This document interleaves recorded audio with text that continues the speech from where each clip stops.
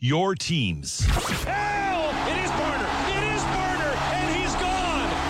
The Beavers are the national champions! Brandon, a three-pointer out front. Hit it! Yes, he did! His take. Here's what I think. Matt Bagley. The league wants to look at measurables. They can say he throws the strongest, throws the fastest. They project a physical stud. I want to project a quarterback. I want a guy that knows his offense. Guys want to fight. They want to play. They want to scrap for him. I don't see that with Justin Herbert. Talking local sports. He's chill. He's quiet. Says the play real soft.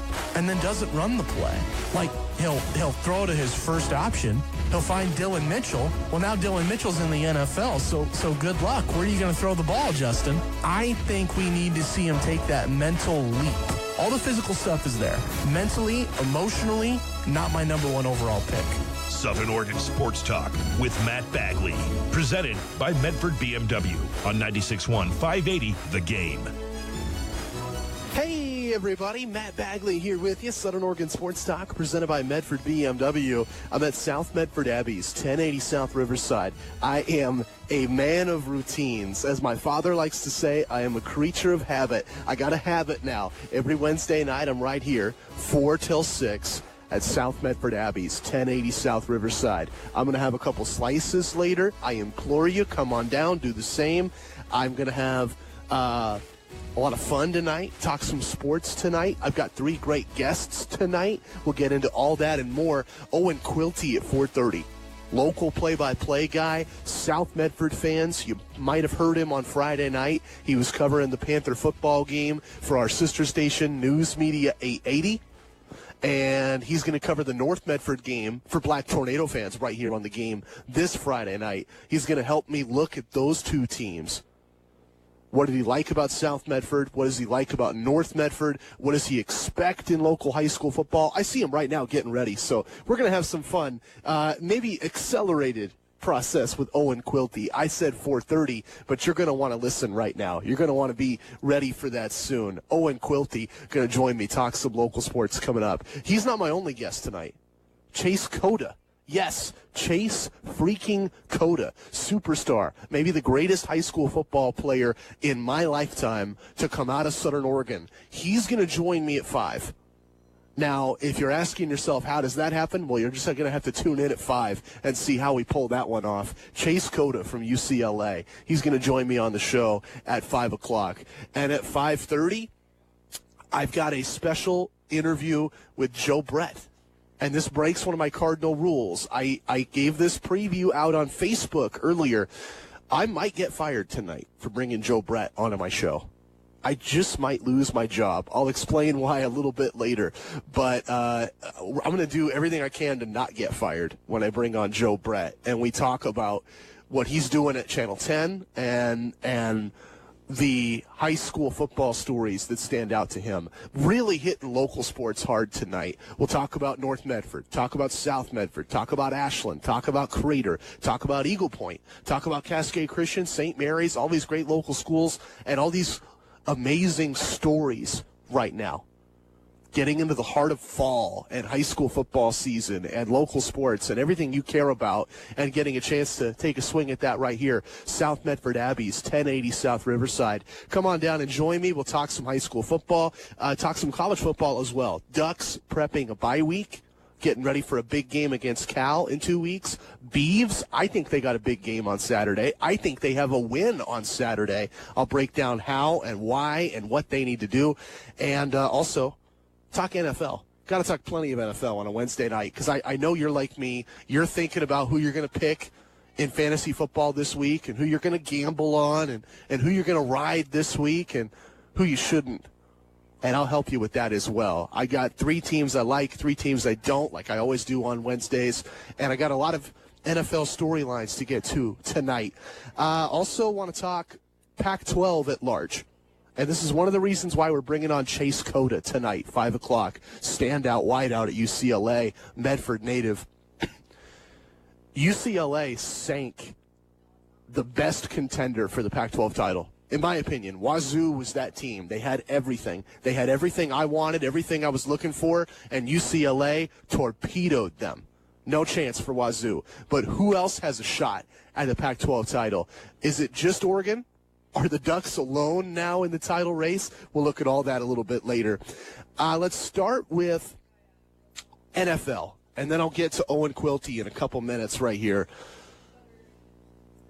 3 weeks into the NFL season, entering week 4, it's enough time passed now where I think we can throw out all the preseason stuff, all the predictions about how, the Colts are going to be a super team with Andrew Luck. Now Luck's retired. We don't have to think about that anymore. Or all the people that said this is the year the Titans finally figure out how to use Derrick Henry. Yeah, we can throw that in the garbage bin. All the people that said the Raiders were going to be a dark horse this year. Yeah, you've already blocked your eyes out. That's an absolute tire fire right there. What I'm saying is the things we thought we knew in the offseason, we can confirm with our eyes, and we can say this is true or this isn't true. And I think that's doubly true with quarterbacks right now. You've got a couple teams whose quarterbacks have wowed everybody and impressed and made people wonder, are these teams for real? I'm talking about the Colts with Jacoby Brissett and the Jaguars with Gardner Minshew. Now, I think Minshew is real. Here's a guy that he's not the biggest, not the strongest, but he's the meanest. He's the toughest. I think that matters for quarterbacks. I look at it this way. You want that guy leading your team who believes, despite all evidence to the contrary, despite how big his opponents are, despite how fast the corners are, despite how good or not so good his receivers are, you want that guy that believes, I'm going to win tonight. A team can rally around that guy. It's true in football. It's true in any walk of life. You need that guy that's just a little kind of crazy. Some sort of craziness, some sort of swagger, some sort of confidence that compels everybody to work just that much harder. Minshew's got that. I think it's great for Jacksonville. I think it's going to drive them forward. I think he's for real. I do not buy Jacoby Brissett. And I think the biggest factor for me, he's a good guy. He's a nice guy. He's got a good personality. But we have seen 3 seasons now where Jacoby Brissett is kind of average. He doesn't have that carry. He doesn't have that thing. Minshew, I feel like he could walk to the stadium. He doesn't need to drive the bus. He could walk to the stadium. He doesn't need a private jet. Brissett, I get the feeling you've got to cater a team around him. You got to have a great offensive line. You got to have a great receiving core. You got to have a great running game, and you got to have a coach that knows what he's doing. And in the void of the Andrew Luck retirement, I don't think the Colts have those pieces. I think they have a receiving core that's banged up. I think they have an offensive line that is a little overrated, frankly.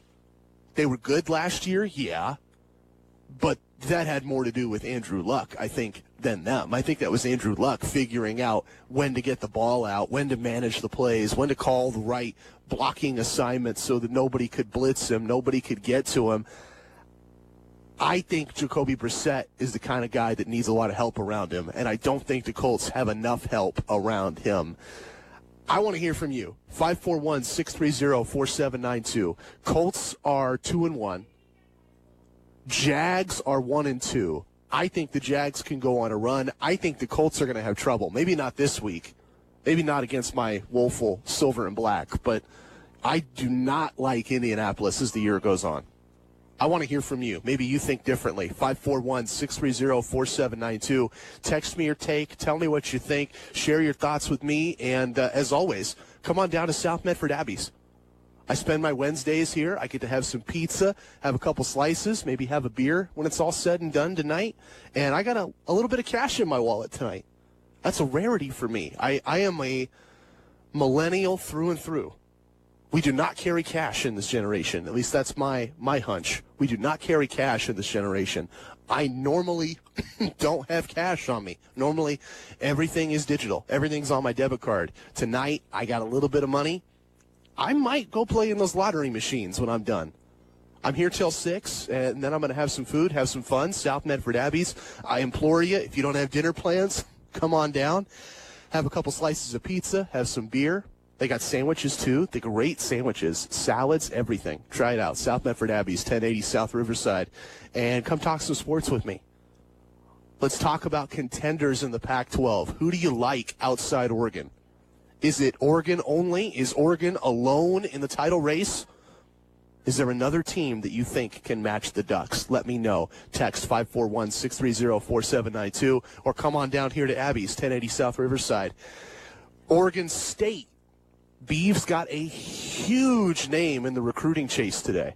Huge name. One of the most talented players Jonathan Smith has ever convinced to play in Corvallis. I'll break down why it happened, how it happened, and what it means for Oregon State tonight on the show. Let's talk about that. Let's get a feel for that. Beaver fans, how much of an impact will that be?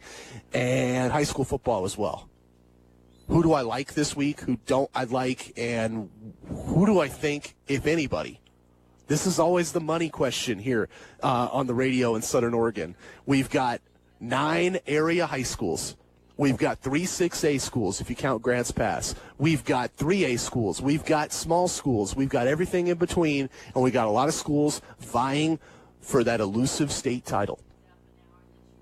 And a lot of years we feel like it's unfair competition and Portland's going to steal it from us and Eugene's going to take it from us. And we got great kids. We got great coaches. We just can't beat those cheaters up north. Well, maybe that's not true this year. Maybe we have a team that can get over the hump and lift a state trophy. I got some thoughts on that. We'll talk about that a little bit later tonight. Southern Oregon Sports Talk presented by Medford BMW. And I got a guy right next to me who I think he's got some thoughts on that, too. He seems pretty fired up. He covered South Medford last week on our sister station, News Media 880. He's going to cover North Medford right here on the game this Friday night, 6:45 pregame, 7 o'clock kickoff. He's Owen Quilty, local play-by-play broadcaster for us, and he's going to share his thoughts on the high school football scene when he joins me next, right here, Southern Oregon Sports Talk, presented by Medford BMW, live at South Medford Abbey's 1080 South Riverside, and airing worldwide, 96.1, 580, The Game. Hi, Josh here from A Affordable Royal Flush with a few do's and don'ts that all septic system owners should be aware of. I'll start with the most common problem that surprisingly many septic owners are not aware of. Don't flush baby wipes or hand wipes. Don't plant any deep-rooted plants, have any large heavy animals or vehicular traffic on or near your system.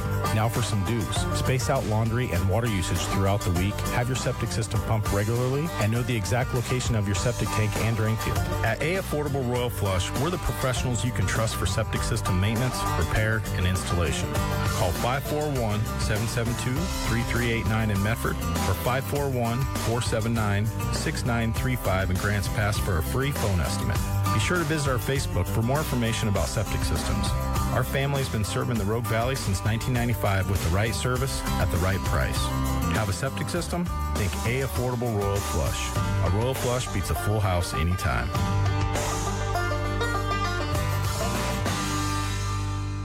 Want to hear something amazing? Discover matches all the cash back you earn at the end of your first year automatically, dollar for dollar, with no limit on how much you can earn. Amazing. It's kind of like being showered with cash from above, which would also be pretty amazing. It's so amazing that millions of people a year are getting their cash back matched. They just can't get enough. So whether it's raining down on your head or raining into your bank account, it's your cash back, and Discover is matching it. Discover Cashback Match. What are you waiting for? Learn more at discover.com/match. Shy, he's not. He's Pharrell. The Chiefs, they are a good team. Right now, this is their window, right? They opened up a window last year as a force. They have the best team on paper in the AFC. The problem is they played Tom Brady, and Tom Brady's just too good, and he beat Mahomes at his own game, and he beat him in Arrowhead. If they get that same game again, I'm going to take the Chiefs. I think the Chiefs will beat them. Weeknights at 7 on 96.1, 580, The Game. When I was little, I didn't talk for a long time. I was sensitive to lights and sounds, so I built secret hiding places where they couldn't get in. Sometimes I did the same things over and over, until one day I found out I had autism. My family got me help. Slowly, I learned how to live with it better. Early intervention can make a lifetime of difference. Learn the signs at autismspeaks.org/signs. Brought to you by Autism Speaks and the Ad Council. 12th man. He keeps it. He's looking for running room outside. He's going to dive in. He gets there. Russell Wilson challenging Marshawn Lattimore on the near side, the quarterback. And he says, I'm going to take it in myself, and he does. Sunday, hear the Seahawks. Dixon on to punt. He gets a high, wobbly kick away to Harris, who's taking one back. He fumbles the ball. The Seahawks have it. On 96.1, 580, The Game. Southern Oregon Sports Talk with Matt Bagley. Talking local sports. Weekdays 4 to 6 p.m. on 96.1, 580, The Game.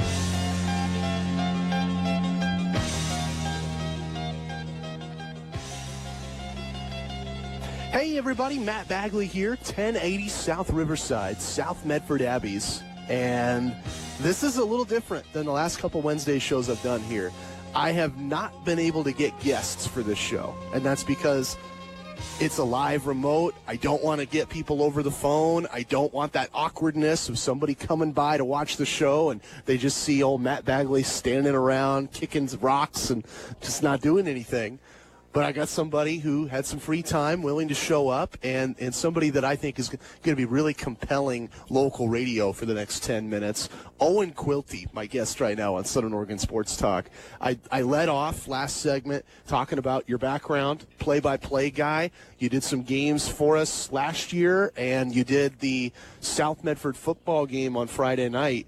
But that's all we really know about you, man. Tell us your story. Where'd you grow up, and how'd you become a broadcaster? Well, you sure hyped me up there. Compelling radio. That's a big title. I don't know about that. We'll see.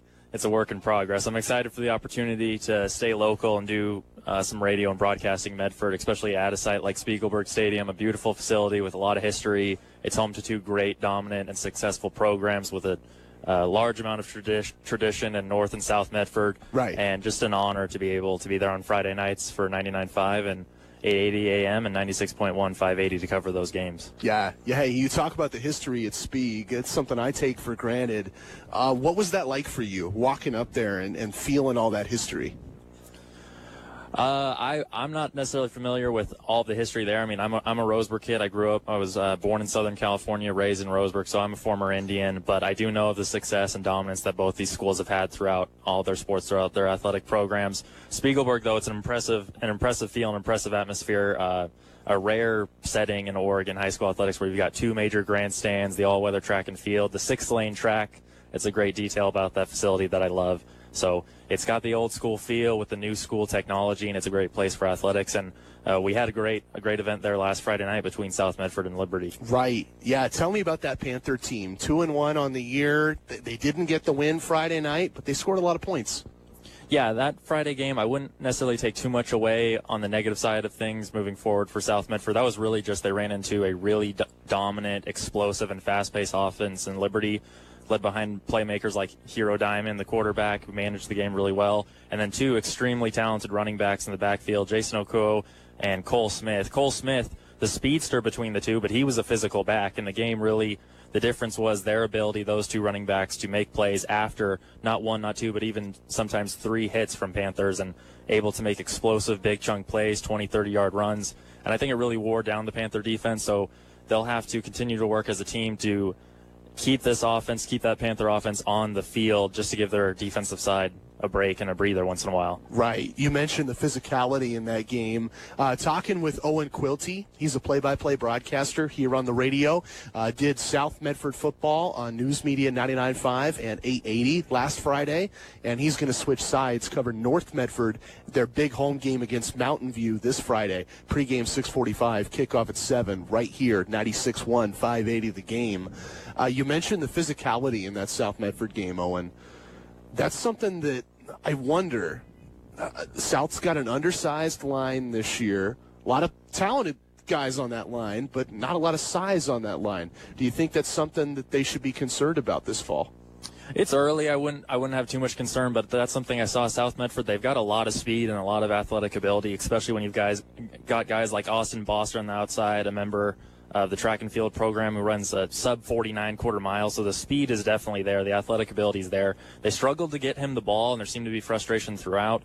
I'd like to see in the future this team finding ways to get get the football in Austin Boster's hands and get him in space, whether it be jet sweeps, put him in the backfield, right, or simply shake things up, maybe trick plays, find a way to get him the football. But Torrance Tuttle is a quarterback that should be recognized.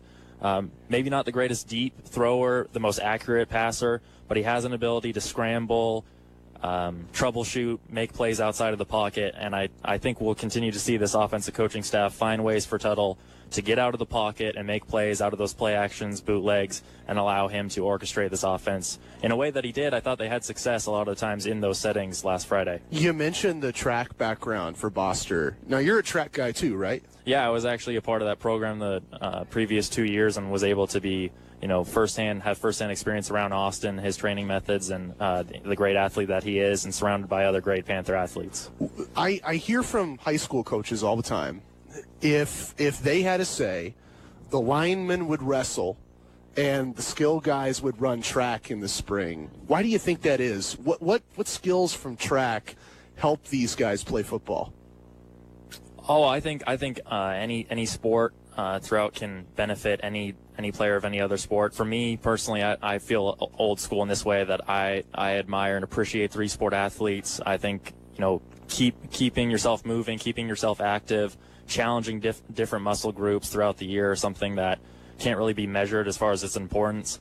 And as we continue to move along in the years here, gosh, it's almost 2020, you see more and more young athletes sticking to one sport throughout the entire calendar year, and you see it has a wear mentally, it has a wear physically and emotionally.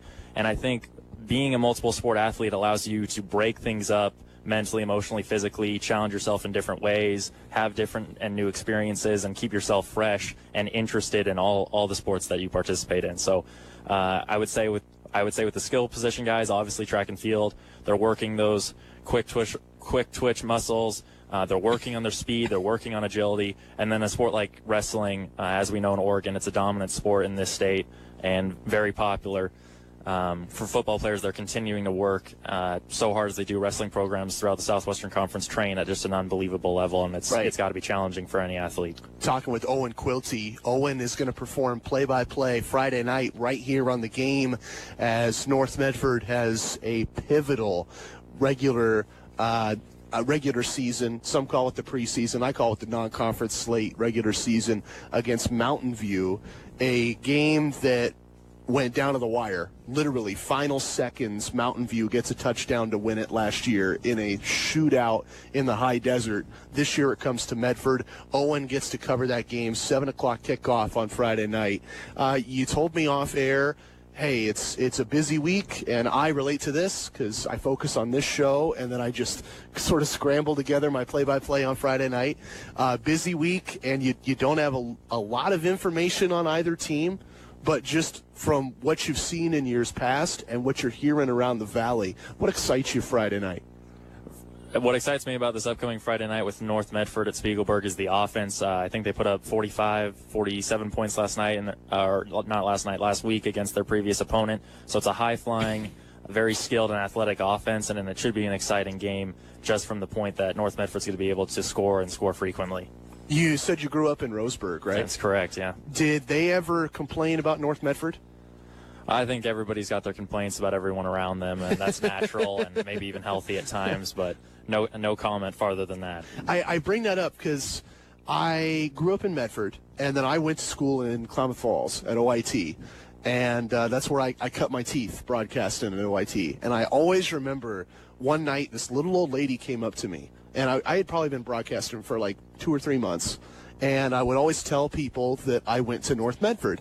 And this little old lady in her 80s comes up and says, "Darlin, you're doing great, but don't ever tell people you went to damn Medford High."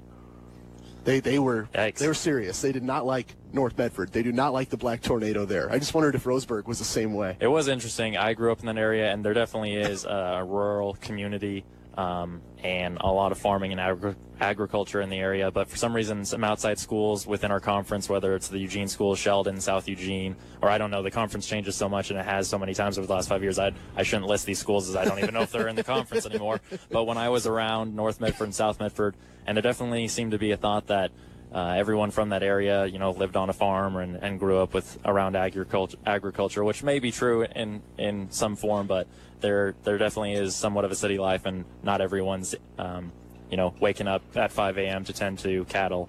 So that's not all of Roseburg, but I remember athletes throughout the years making comments like that, which was interesting, but you just have to continue to compete. So right, you just got to work hard. Owen Quilty, he's going to work hard on Friday night. Do I have time for one more question for you? You got it. So you are broadcasting games for us. What's your goal? What's your career outlook as a broadcaster? Oh, one question. That's the one big question. What's the dream for Owen Quilty? The dream.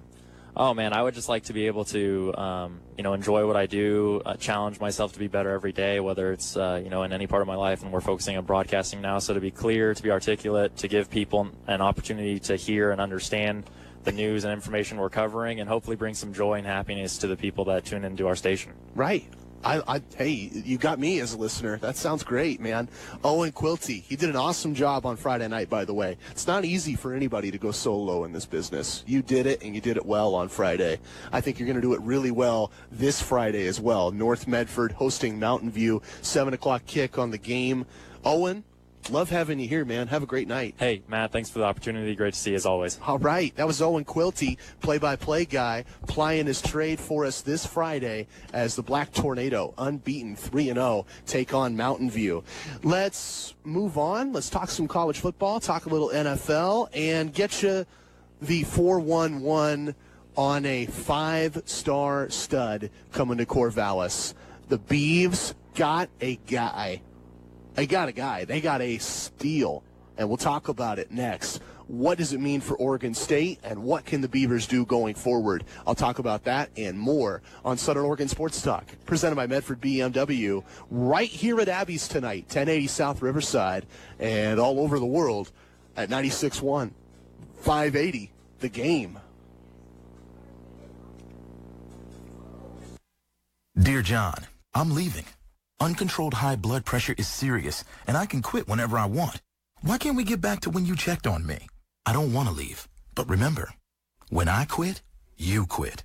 Sincerely, your heart. Listen to your heart. Don't let it quit on you. High blood pressure can lead to a stroke, heart attack, or death. Get yours to a healthy range today. Find out how at heart.org/blood pressure. A message from the American Heart Association, the American Stroke Association, and the Ad Council. From opening night to Super Bowl 54 in Miami, don't miss a second of the NFL this season. Hi, this is Ian Eagle of Westwood One Sports. Join our crew each week for the best in primetime NFL action. Thursday, Sunday, and Monday Night Football. The NFL's biggest stars shine on the brightest stage. Westwood One is the exclusive national radio home of the NFL, and it's right here. 96.1, 580, The Game. Me, a cat, moving in with a new human. It took a little getting used to. She has these weird games she likes to play, like this giant feather. She sticks it in my face. I swat it away. She sticks it in my face. I swat it away. It's almost like she thinks I enjoy it. But seeing how much fun she gets out of it, well, I guess it makes it all worth it. Humans. A person is the best thing to happen to a shelter pet. Be that person. Adopt. Brought to you by the Ad Council and the ShelterPetProject.org. Westwood One Sports is the exclusive home for Thursday Night Football. Hi, this is Ian Eagle. And this is Tony Baselli. Join us each week as we bring you prime-time NFL action.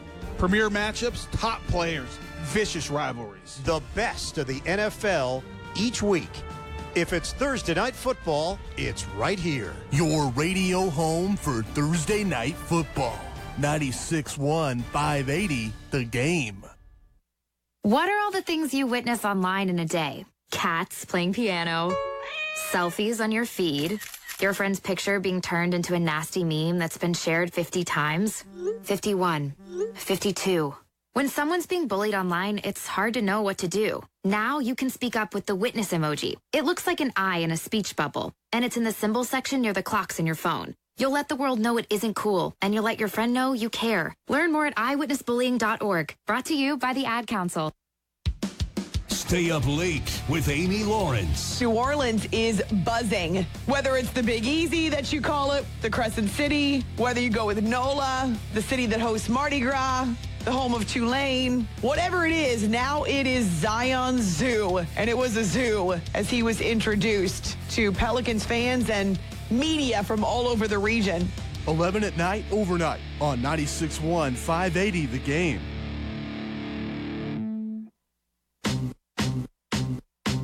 Southern Oregon Sports Talk with Matt Bagley. Talking local sports. Weekdays 4 to 6 p.m. on 96.1, 580 The Game.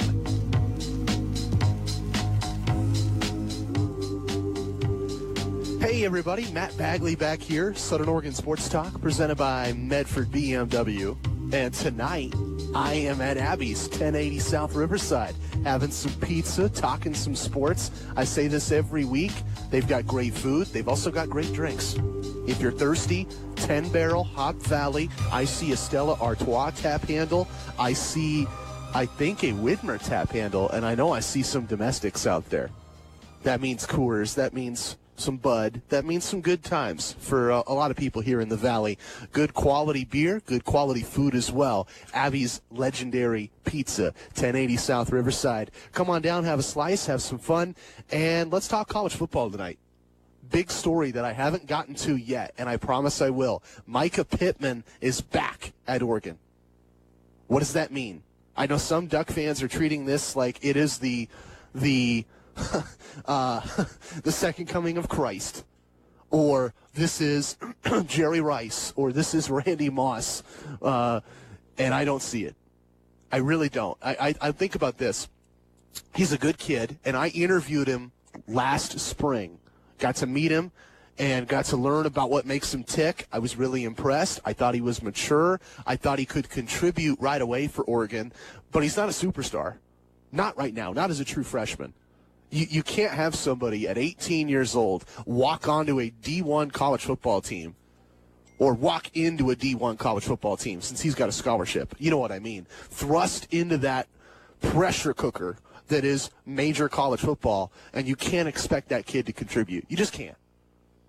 And as great as it was, as awesome as a story as it was, where you hear that Micah Pittman is contributing in Ducks camp and that Micah Pittman's the best receiver in Ducks camp and all the things we heard from fall camp, I had one ear kind of cynical to it all, because I would think, if Micah Pittman's your best receiver, what does that say about your receiving core?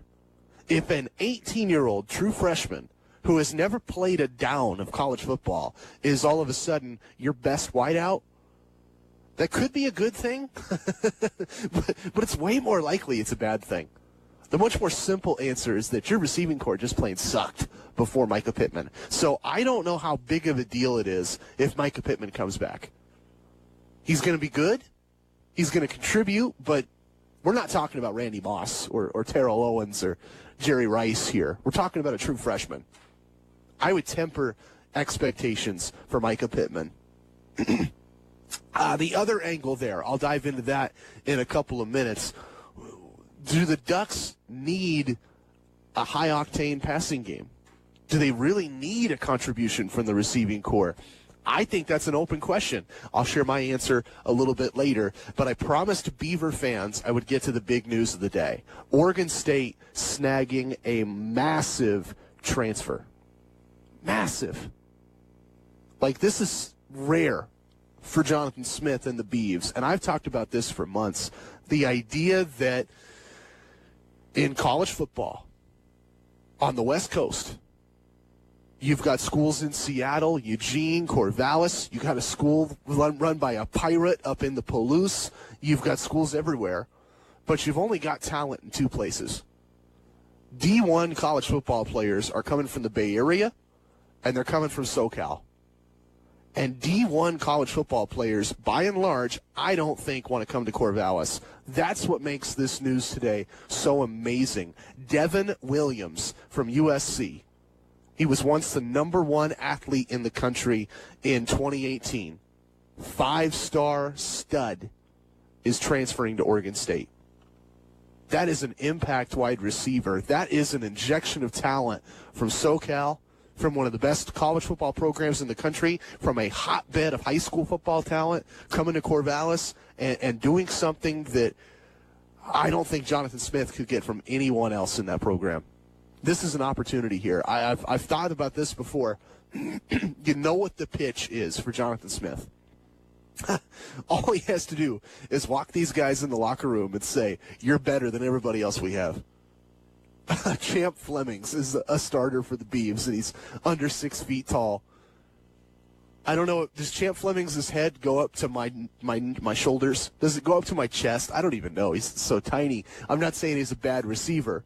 He mossed a guy last week, but I think the Beavs can clearly pitch guys like Williams, who they got today, and pitch other big-name players, 4-star and 5-star guys, that they're on the bench in Alabama, and they're on the bench in Oklahoma, and they're on the bench in Columbus for Ohio State and Michigan and Notre Dame and these major schools, and say, you might be on the bench here, but you'd be a star here.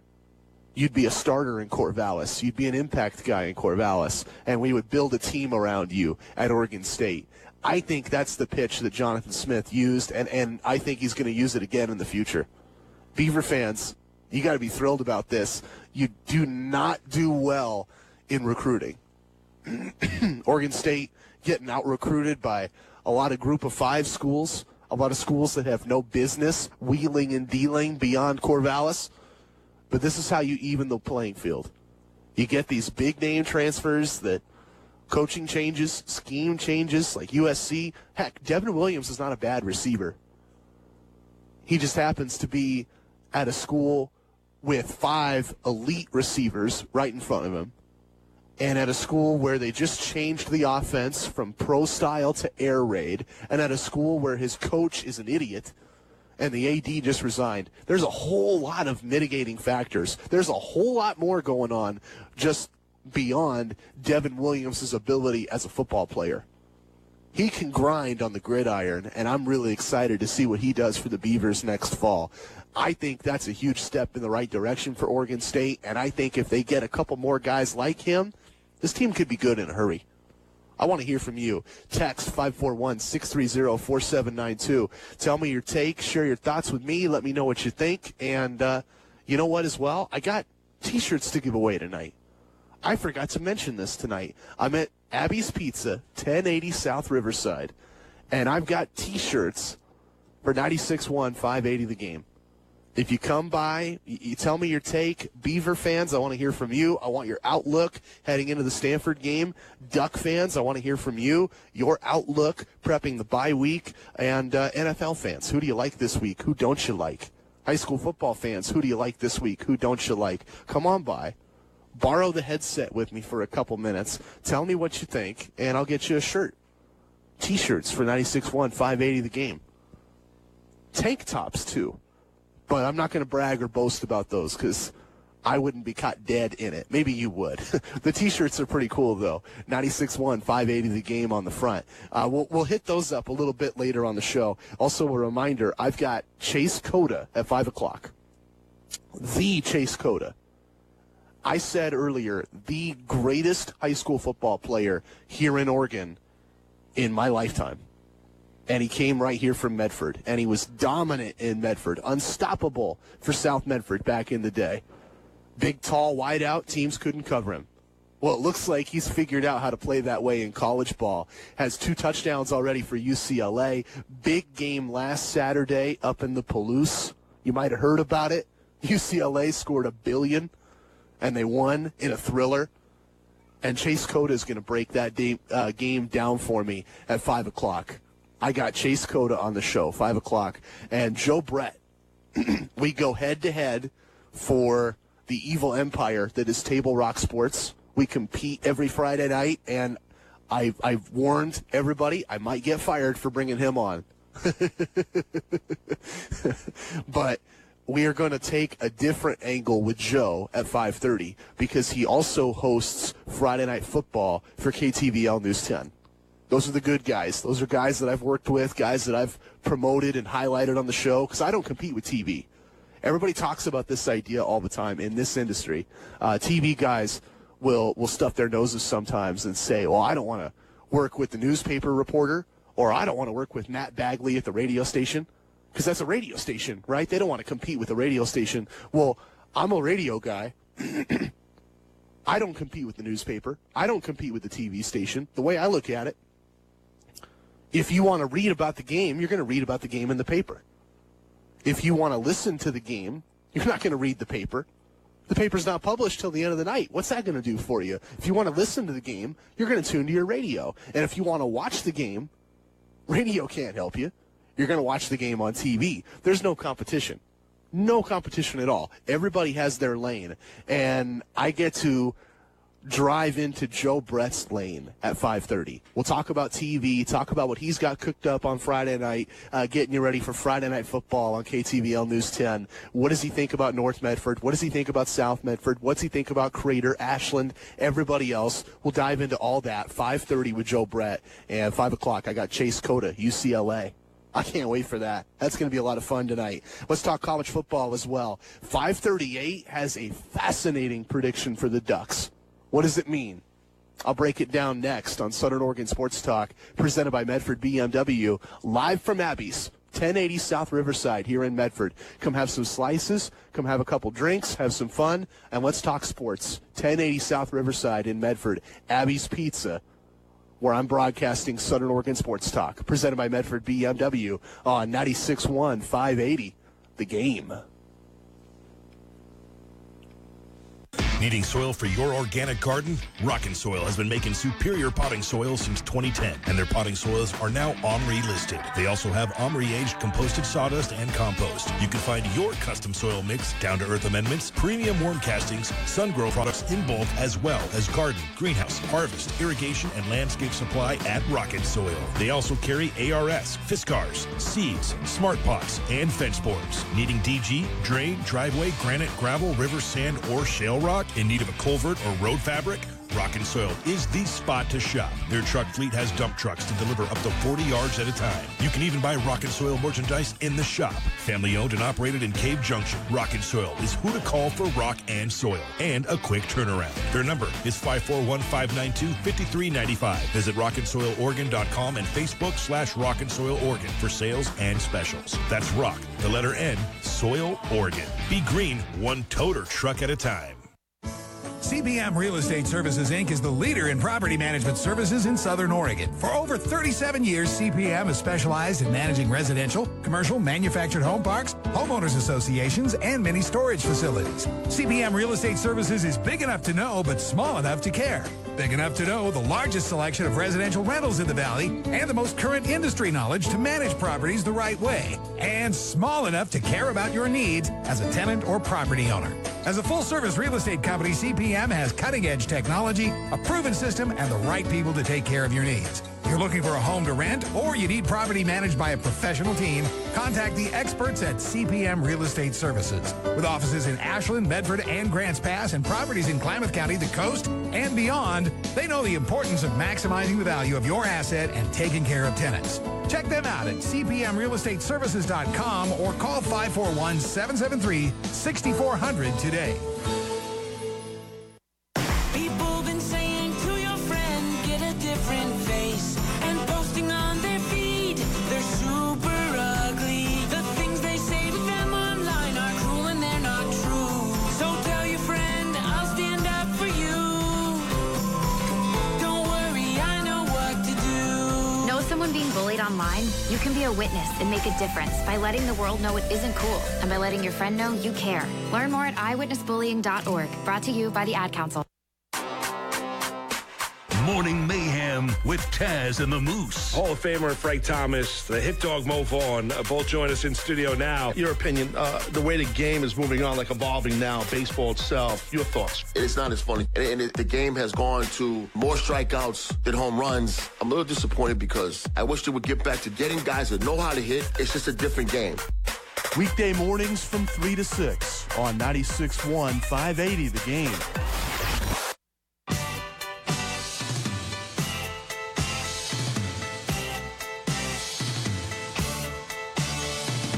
Southern Oregon Sports Talk with Matt Bagley. Talking local sports. Weekdays 4 to 6 p.m. on 96.1 580 The Game. Hey, everybody. Matt Bagley back with you. Southern Oregon Sports Talk presented by Medford BMW. I'm at South Medford Abbey's tonight. 1080 South Riverside. That's 1080 South Riverside. Abbey's Legendary Pizza. And I have no idea what I'm going to eat after the show. Not because I don't like pizza. I love pizza, and I like Abbey's. They've got some good pizza. I have 2 weeks in a row, I brought home a pizza from Abbey's after this show. And I've had 2 different ones, and I've had 2 really good ones. And that's the problem, is I want to change it up. I want to try a little bit of everything on that menu so that I know what's good and what I can endorse and what I can brag about, and I just don't know. I'm like, okay, what's the third really good thing that I'm going to have tonight? Because I'm one of those weirdos. No matter how hard you try to convince me to get out of my cycle, get out of my routine, try something new, my gut is to get meat. Meat. And I had the meat lovers 2 weeks ago, and I had the pepperoni a week ago. And now it's our 3rd week in a row doing this live remote at Abbey's. And I think that's it.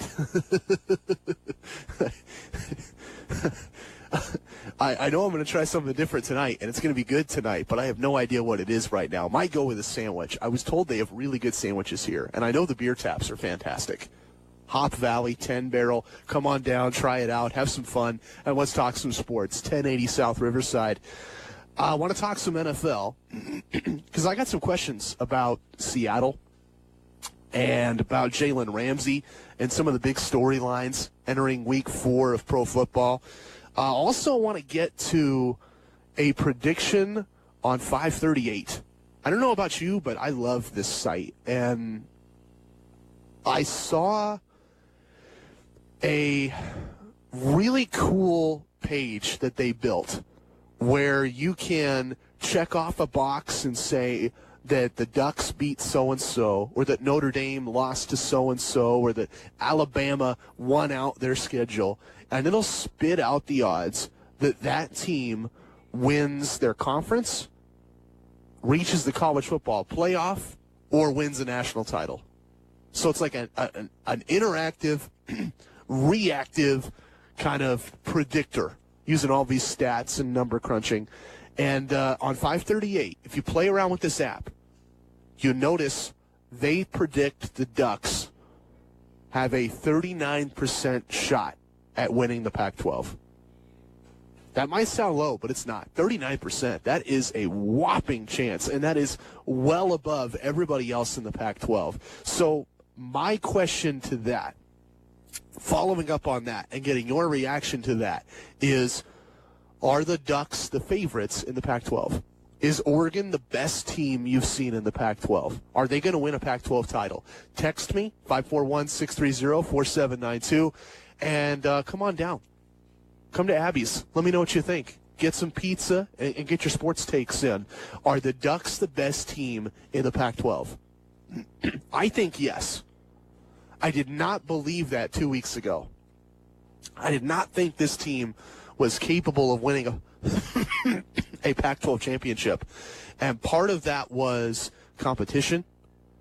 I think Chris Peterson and David Shaw are the 2 best coaches in the conference. I think that Mike Leach has it out for Oregon. Like, I don't know what Oregon did to tick him off, but he brings his A game for Oregon. Tyrant always wins when he plays Oregon. We saw it last year. Primetime game, big televised audience, big crowd in the Palouse, and they spanked Oregon. I don't know what Oregon did to tick him off, but he's always tough to beat. And I just thought, you look at those 3 teams, you look at USC from the Pac-12 South, they got to play the Ducks this year. A lot of talent going up against the Ducks this year. I just thought that would be too tough of a road. But when Oregon beat Stanford, they beat Stanford in a way that won me over. Of physicality, of fundamentals, dominant offensive line, dominant defensive line, and Justin Herbert did everything right. Did he make all the wild throws and deep strikes and rattle off hundreds of passing yards? No. Dozens of incredible throws and 5 touchdowns? No. But Justin Herbert did everything right, looked like a pro quarterback on Saturday, and Oregon looked like a pro team on Saturday, and they demolished Stanford. I came away so impressed with the Ducks after that game. I think the Ducks will run away with the Pac-12. The other reason why I agree with 538, that the Ducks are the favorites in the Pac-12 and they're going to win the Pac-12, is look at every other team in the Pac-12. This is kind of the sad story for the conference this year. You've got a Cal team that's unbeaten, and if this season's any indication, Arizona State is going to smoke them on Saturday. And that blows me away, that there are almost no unbeaten teams in the Pac-12 conference. Because remember, everybody loved Utah, and a month ago, Jim Rome is interviewing Yogi Roth, and Yogi says Utah's the favorite. And Utah loses to USC. And 2 weeks ago, everybody says, oh, USC is back because they blew out Stanford. And then USC loses a non-conference game to BYU. I don't know how that one happened. Explain that game to me. And then you've got a UCLA team that we think is in the cellar. More on them in a couple of minutes when I bring on Chase Cota. A UCLA team that is bereft. And Chip doesn't have a quarterback, and his QB doesn't have a team that blocks for him, and he doesn't have receivers that can catch the football, and he doesn't have a defense that can support him on the other side of the ball. And none of that matters on Saturday night. They go into the Palouse, they give up 9 touchdown passes, and they win. I don't know how that happened. I'm amazed that happened. That might be the greatest college football game ever, and it happened. And UCLA stuns Wazoo and knocks them off the perch. And then you look at Washington, and the Huskies have a great coach, and they have the tradition, and they have the repetition. They've been the top dog in the conference for a couple years now. They got USC this weekend. I don't know who wins that game. You have a Washington team that's flawed. Remember, they lost to Cal. You have a USC team that's flawed. They lost to BYU. I don't know who's going to come out on top on Saturday. And whoever loses, it's going to be bad. When you look at the Pac-12 picture, the conference needs 2 contenders. They do not need a situation where Oregon waltzes this year. They need a Washington team that drills USC on Saturday, or they need a USC team that looks dominant on Saturday. And they need some teams that really contend for a national championship. If it's just Oregon, Pac-12 is going to have a hard time getting Oregon into the playoff. But I think right now, just based on what you've seen, 3-4 weeks in, Oregon is the favorite in the Pac-12 conference. That's great for Duck fans. We'll talk about that a lot more next hour. Southern Oregon Sports Talk live here at Abby's. I know you're just getting off work, 5 o'clock. If you're like me, you have no idea what you want to eat for dinner tonight. That's how I feel every night. But tonight at Abby's, that decision is made for me. I know I'm going to have some pizza. I might have a couple beers. I might have some fun with the lottery machines when I'm done. I hope you come on down and have some fun with me. 1080 South Riverside. I've got a phone interview with Chase Cota coming up next. That's right. Chase Cota, South Medford standout back in the day, joins me via phone next, right here.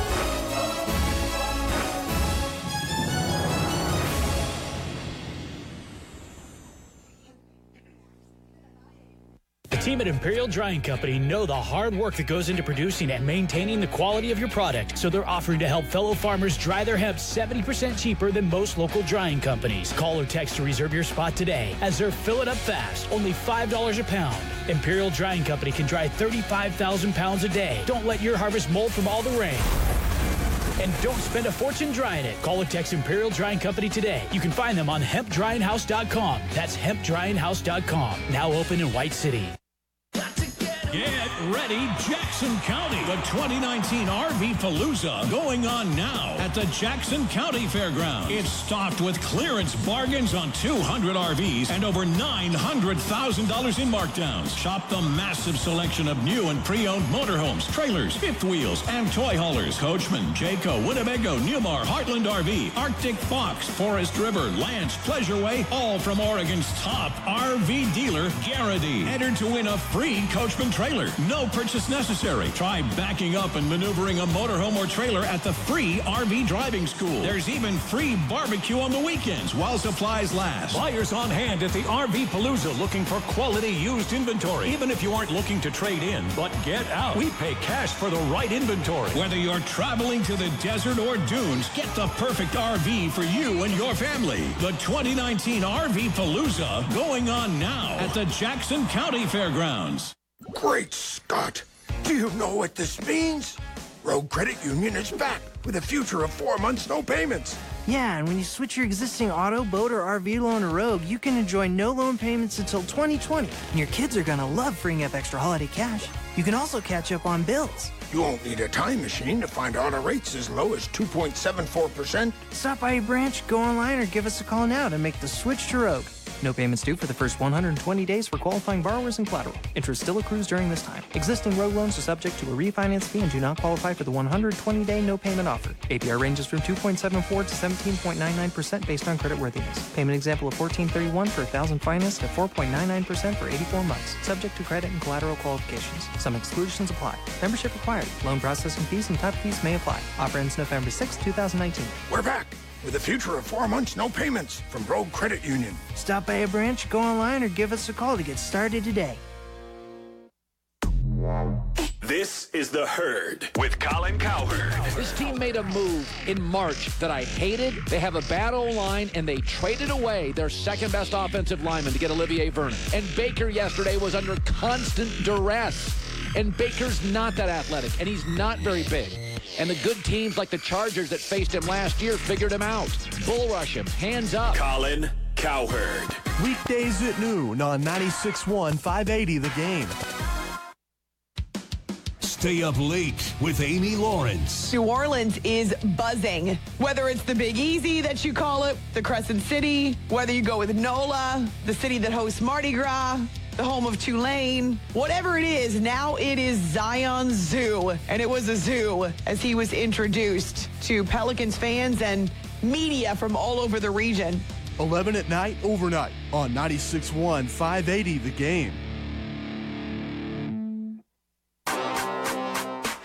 Morning Mayhem with Taz and the Moose. Hall of Famer Frank Thomas, the hit dog Mo Vaughn, both join us in studio now. Your opinion, the way the game is moving on, like evolving now, baseball itself, your thoughts? It's not as funny. And the game has gone to more strikeouts than home runs. I'm a little disappointed because I wish they would get back to getting guys that know how to hit. It's just a different game. Weekday mornings from 3 to 6 on 96.1 580. This is your home for the Beavers. Stevie races front court, shoots for three for the win. He hits it! The Beavers win! He hits it!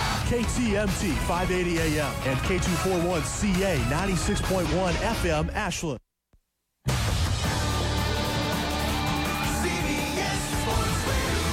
Sports Flash. I'm Jay Berman. We'll start in baseball. Brewers could clinch tonight. They need one more win or one more Met loss, and the Brewers will clinch a postseason berth. In Milwaukee, taking care of their own business, they lead the Reds now 8-2 in the fourth inning. Ryan Braun with a first-inning grand slam. Now the Brewers are well on their way to clinching a postseason berth. Sixth inning in Detroit, Tigers lead the Twins 1-0. Cubs over the Pirates 1-0 in the fourth. Of course, Chicago's been eliminated, as have the Phillies. They lead the Nationals in the fourth inning 1-0. Also in the third inning up in Toronto, Blue Jays lead the Orioles 1-0. Rays and Yankees in the third at the Trop at St. Pete. Joey Wendell is a home run, and the Rays lead it 2-0. The Mets have a Pete Alonso home run, his major league leading 51st. And the Mets lead the Marlins 7-0 in the second. We do have one final on the board. The Diamondbacks beat the Cardinals 9-7. All right, looks like the holdout is ending. Chargers running back Melvin Gordon is, in fact, reporting to the team on Thursday. He will not play for L.A. this week, but he is planning to be back in the fold with his teammates. Obviously, great news there for the Chargers. The Jaguars say Jalen Ramsey will be away from the team because of the birth of his daughter. All right, also from baseball, Domingo Germán indeed won't pitch again this season for the Yankees. His administrative leave extended through the World Series. I'm Jay Berman. This is DA. Talk about your favorite teams and get breaking NFL news here all day, every day on CBS Sports Radio. Airing the NFL playoffs, the Super Bowl, and the NFL Draft. Covering football all year long, 96.1, 580 The Game.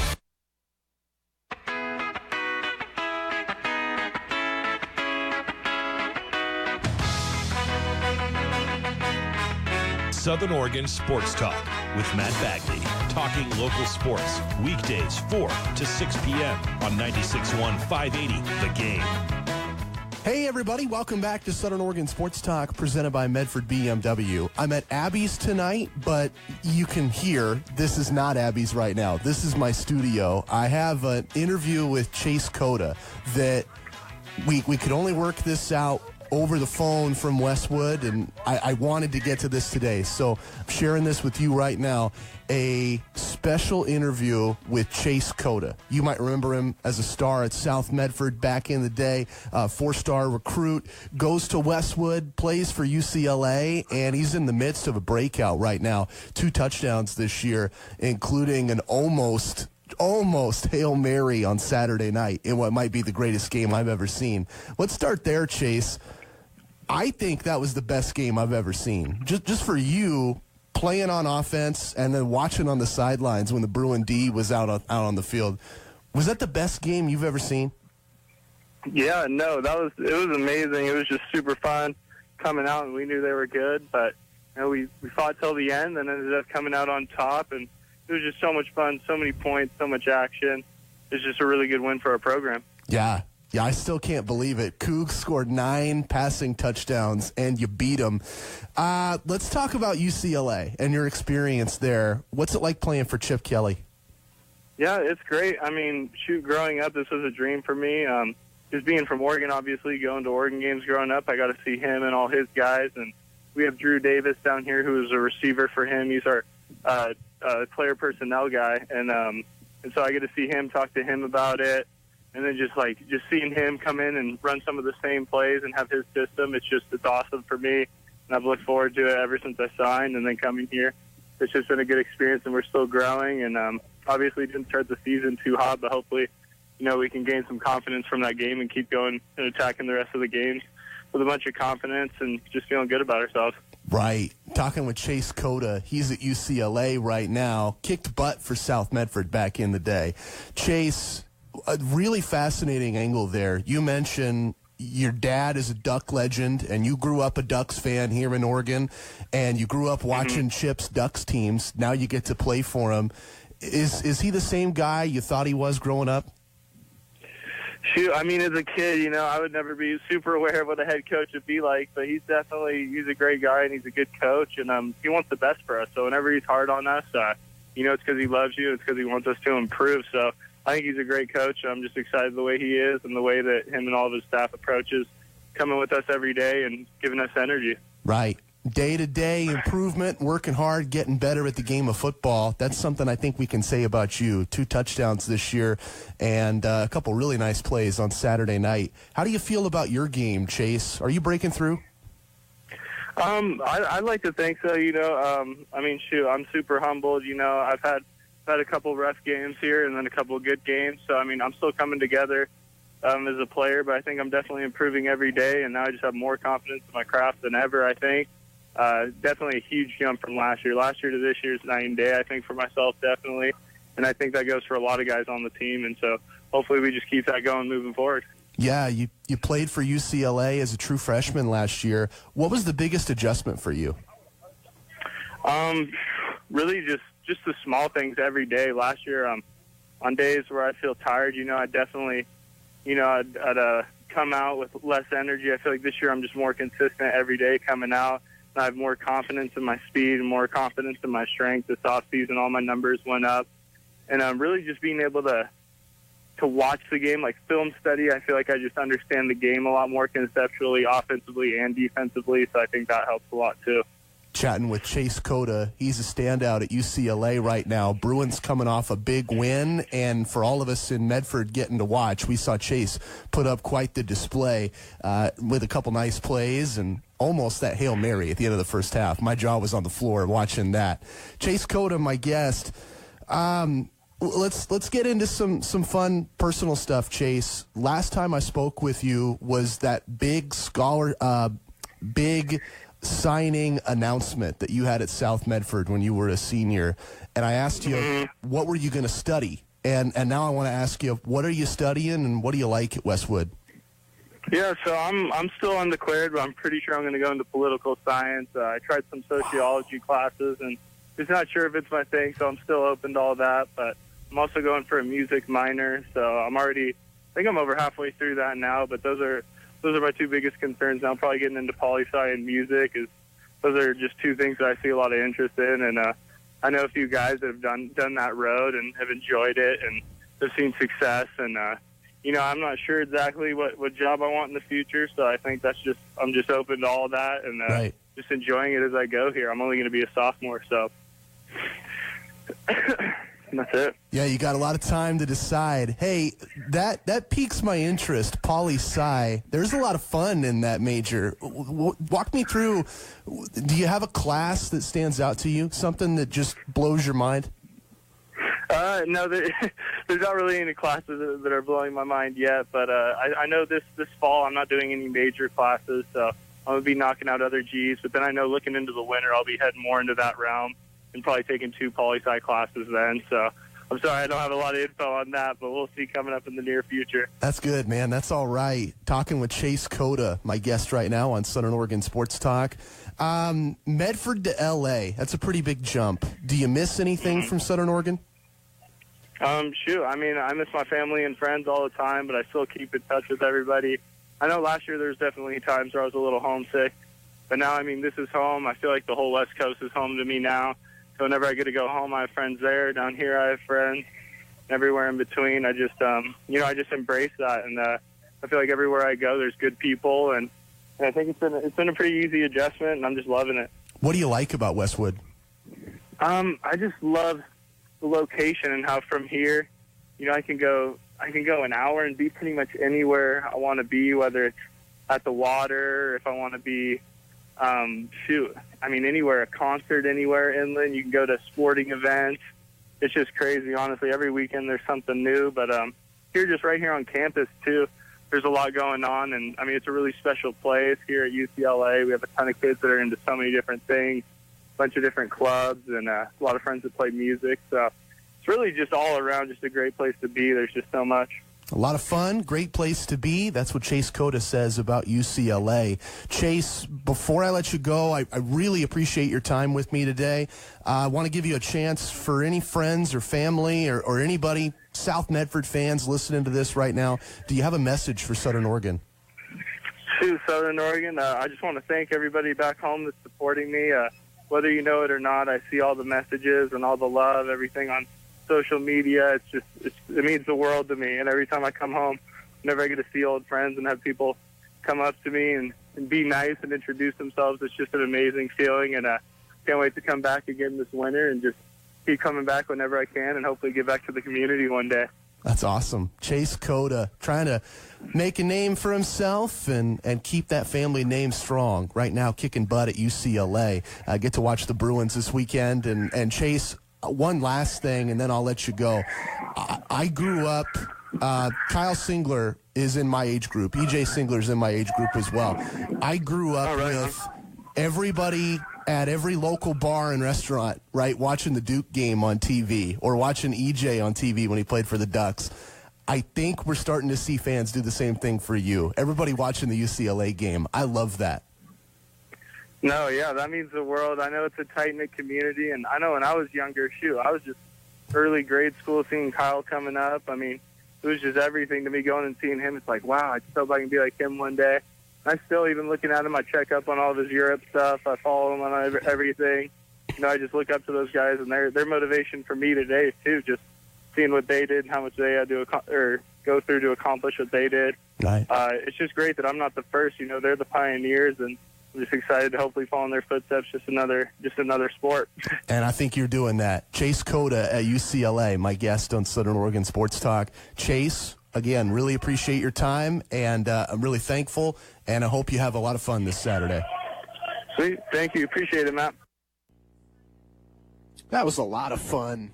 Chase Cota, South Medford. I couldn't believe it when we got him on board. I got to tip my cap to the great B.G. Gould for helping set that up. I got a call from Beach the other day, and he said, Matt Bagley,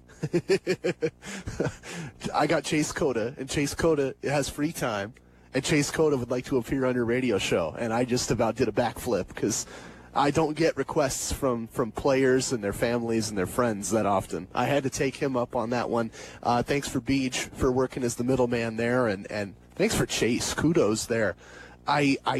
Whenever I interview athletes, they can be nervous, they can be stressed, they can be awkward because they're not used to this, and a lot of times they don't like this. They don't like some guy they don't know sticking a microphone in their face and getting them to answer personal questions.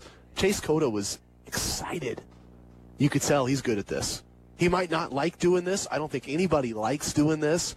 He's good at this, though, and I think he's a really good football player as well. He was really kind with his time, really open with his thoughts, and I'm excited to see what he has to do in the weeks ahead. Big plays for UCLA last couple of weeks, 2 touchdowns on the year, and I think there's going to be a lot more to come for Chase Cota. Meant everything I said, by the way, about people going out to bars and restaurants and watching him. I know about it. I see it. I do it myself. So I know you do it, and I know that you're going to see a lot of great football from Chase in the weeks ahead. Some more thoughts on the show this hour. I have been really high on Oregon State the last couple nights. I've told you why I think the Beavs will pull off an upset this weekend, but there is room for concern. There is something to be a little negative, a little critical about when it comes to Beaver football this weekend. There's a reason this team only has 1 win, and I'll share my concerns heading into Saturday next. I also have my favorite segment on Wednesday nights. It's like a tradition here at Abby's, 1080 South Riverside. I tell you 3 teams I like, 3 teams I don't like. 3 NFL teams I like, 3 NFL teams I don't like. That's coming up next right here at Abby's. And let's get into the Pac-12. I've got the most Pac-12 thing ever. This would absolutely make sense for the Pac-12 in 2019. What is it, and what would it mean for Duck football and the rest of the conference? We'll look at that next right here. Southern Oregon Sports Talk, presented by Medford BMW, live at Abby's tonight, 1080 South Riverside. Come on down, have some pizza, have some drinks, have some fun. Let's talk some sports. College football, NFL, and everything in between. Next, Southern Oregon Sports Talk, presented by Medford BMW on 96.1, 580 The Game. Interstate Batteries, the most trusted battery since 1952. Hello, everyone. This is David, the manager from Interstate Batteries in Central Point. Summer is starting, and lake, camping, and traveling is now in effect. I wanted to let you all know that we do free installs on most cars, trucks, SUVs, along with boats, trailers, and motorhomes. We also do free battery checks. Come down and one of my knowledgeable service techs will meet you at your vehicle to test your battery. We check and sell all kinds of batteries. Interstate Batteries is the one store for all your battery needs. From AAA to cell phone, garage doors, and even rechargeable batteries. We carry multiple lines starting from $45. We have 2 locations, one in Central Point on Highway 99 and our other location in Grants Pass at 116 Southwest M Street across from 7-Eleven, right next door to the Solar Man. Come down to either location and get your fast, free battery test. Interstate Batteries, the one store for all your battery needs. Locally owned and operated. Do you want somewhere to go and have a good time? Head on down to Barclay's Tavern, located in Phoenix at 115 North Main Street. They have live karaoke every weekend starting at 8 p.m. Events going on all week long, along with awesome food and drink discounts. Needing a break from day-to-day life? Wanting to go have some fun? Go on down to Barclay's Tavern, open every day at 7 a.m. to 2:30 a.m. There are many sounds in your daily life. Ones that make you smile. Ones that help you relax. And there are some sounds that can help save lives. Wireless emergency alerts, now on many mobile devices, use a unique sound and vibration to bring you critical information about emergencies in your area. With updates from local sources you know and trust, you can be in the know wherever you are. Learn more at ready.gov/alerts. Brought to you by FEMA and the Ad Council.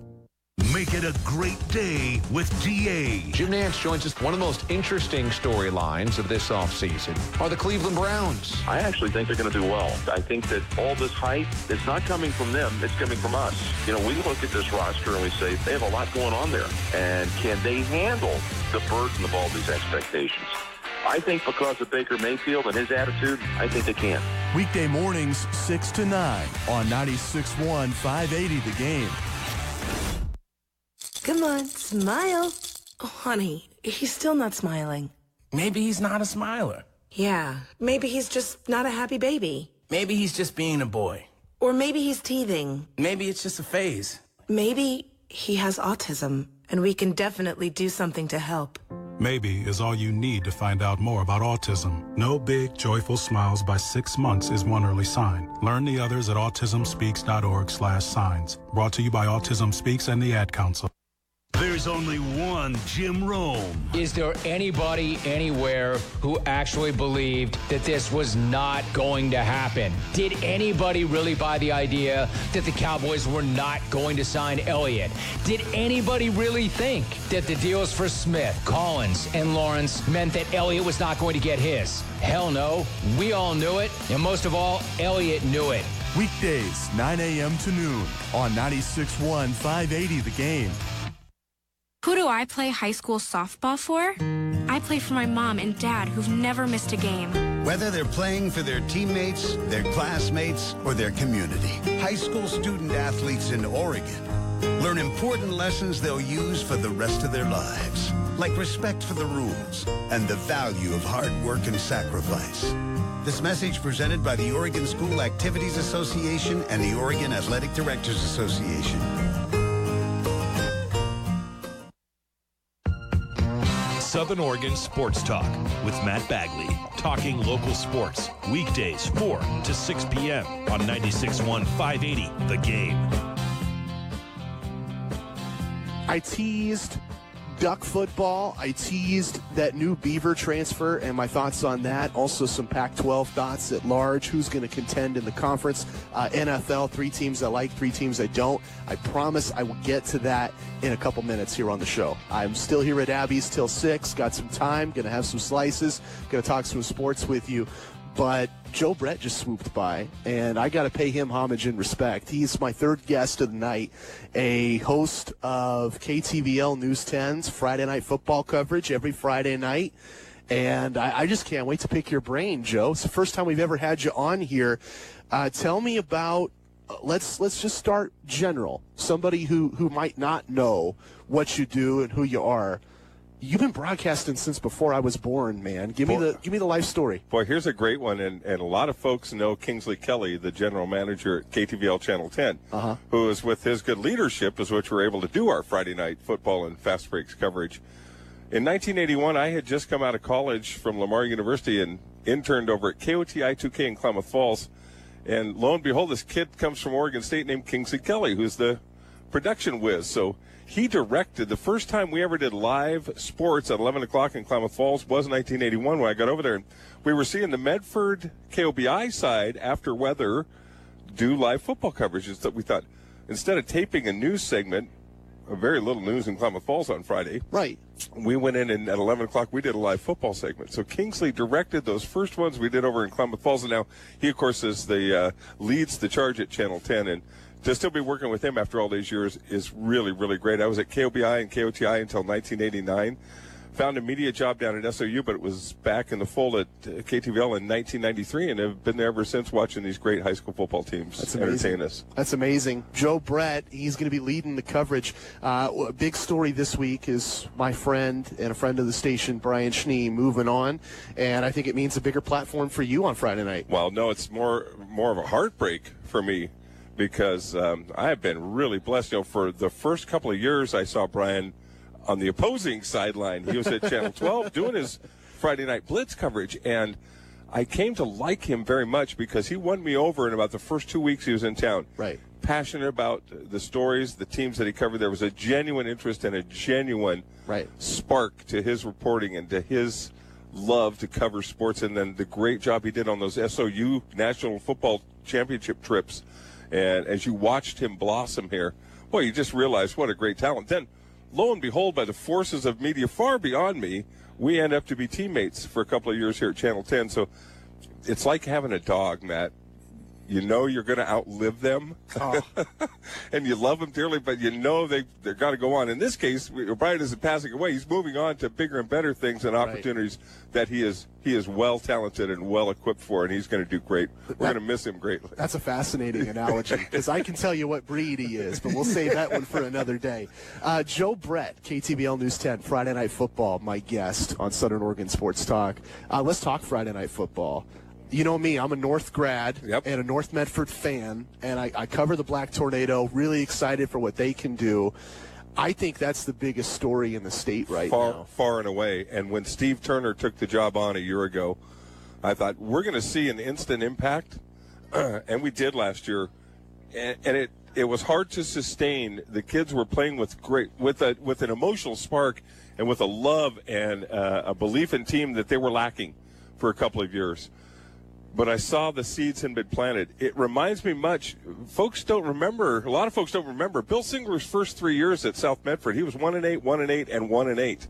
Wow. But each one of those games he won those first 3 years were huge accomplishments for his team and his program going forward. So here comes Steve Turner. Anybody that asked me or anybody wanted to talk about it, I told him, just watch this Coach guy. Turner has come back. He left after being a great assistant on those incredible championship conference and state championship teams with Rod Rummery. He was Steve Turner, head coach of Cascade High School, state champion in Turner, Oregon. I've said this story a million times. I watched that team demolish Klamath Union a couple years ago. Very good, and really had it dialed in. So he's had that success at Mountain View, Cascade, and he was retired. And he, in his heart, and he's told me this, and we got together last year, he couldn't stand to see the Black Tornado not do as well as they could, and that a little tarnish, on the longtime pride of that program. I'm thrilled for what he's done, and this year they have built on that great start last year, and that win on the road at Bend really solidifies them. An overtime game last year, they just cattywamped them this year with some great football, and they're exciting to watch. And they play Black Tornado football. That is, you're right. Crater's great start. Cascade Christian is great.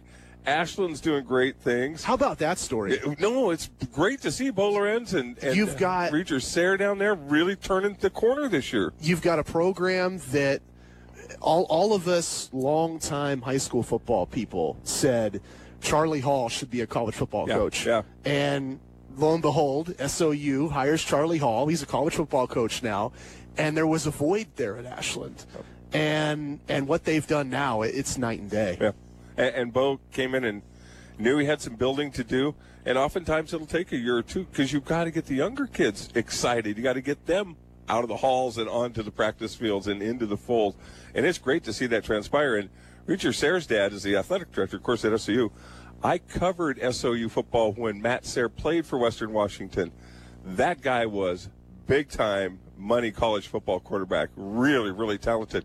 Then I played intramural softball 1 year at SOU, and he was our shortstop. And let's just say he had the best arm on the team. We had to find guys that could catch it at the other end because Matt's still a pretty great athlete. But it's great to see his son and Chase Cota.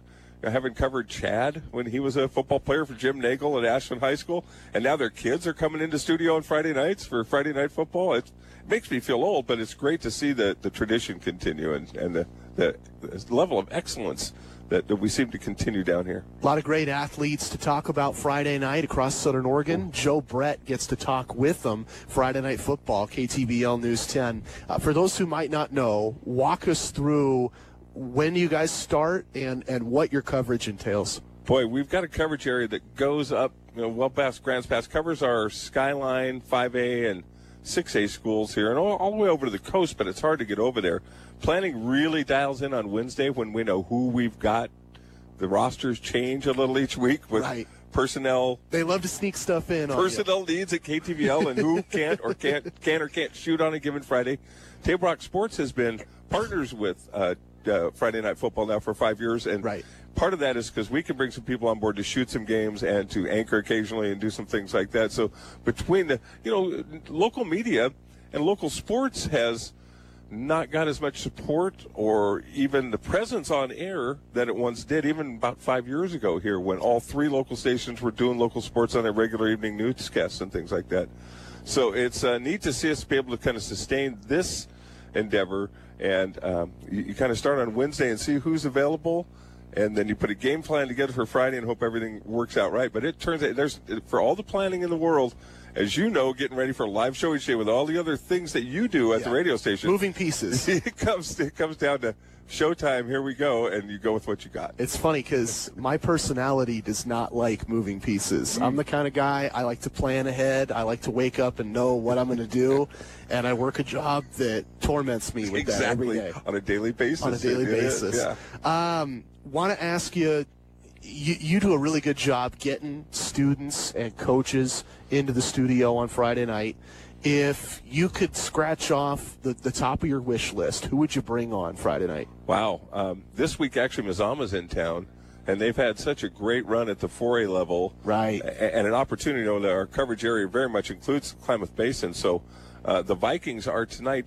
We've been really fortunate to be able to ask kind of the hotter teams as the season unfolds. And we're waiting on North Medford this year because I think their better games and bigger dates are ahead. Yeah. We might hold on North Medford and South Medford towards the end of the season, towards that black and blue game. That's what I was hearing, Yeah. and that makes sense. You got Sheldon to kick off a conference slate in 2 weeks. That's going to be a big game, but that's a road game, so you hit them when they come back. Be in maybe. town, Mazama. Now you got my ears perked. I love that school. Yes. I love that area. Vic Lees.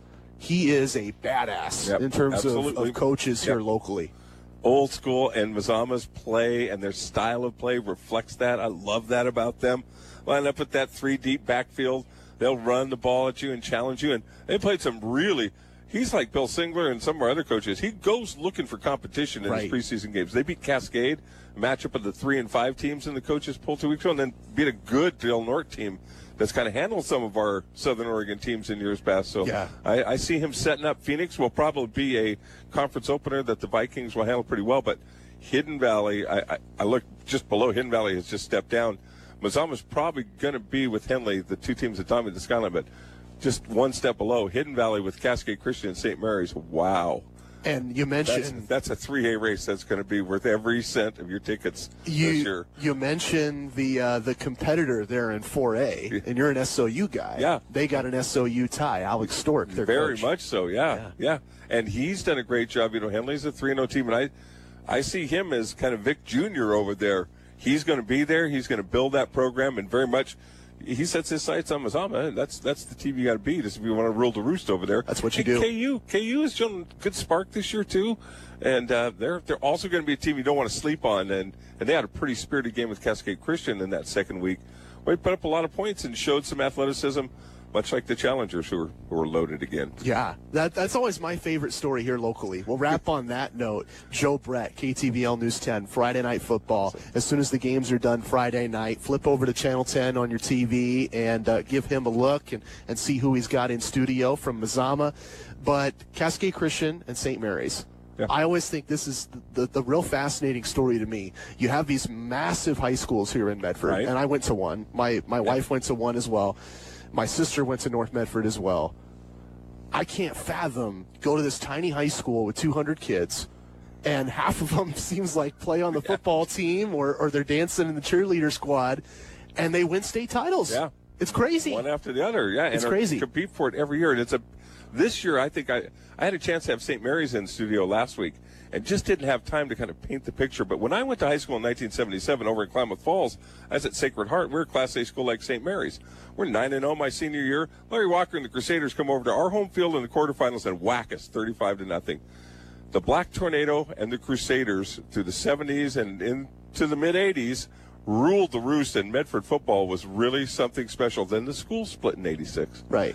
St. Mary's fell off a little bit. Cascade Christian came to the fore, and Andy Maurer built this incredible program there on these fundamental principles that were just built to stand the test of time. It fit the values and the character and the culture of the school beautifully as a football program. And he laid the seeds there. And now Jamie Young, who his coaching friends asked him, do you even know what you're doing? Why are you doing this when he took the St. Mary's job? Right. People warned him. Ago? They said, why would you even waste your time? This program has fallen off the cliff. And now he has brought them back into the playoffs.